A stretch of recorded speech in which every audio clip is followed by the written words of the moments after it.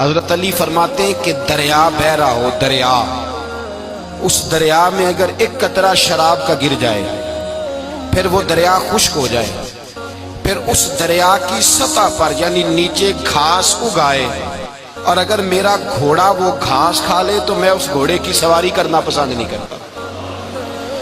اتنی نفرت نشے سے، شراب سے مولا علی شیر خدا کی۔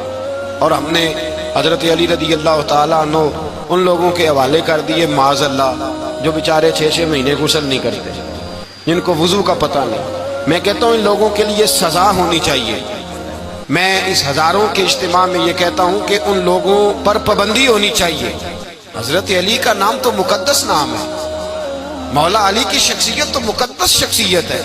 جس آدمی کے منہ کے اندر سگریٹ کی بدبو آ رہی ہے، گند جس شخص نے اپنی زبان پہ بھرا ہوا ہے، وہ علی علی پکار رہا ہے، پابندی ہونی چاہیے۔ مولا علی شیر خدا رضی اللہ تعالیٰ عنہ کا نام بڑا پاکیزہ ہے۔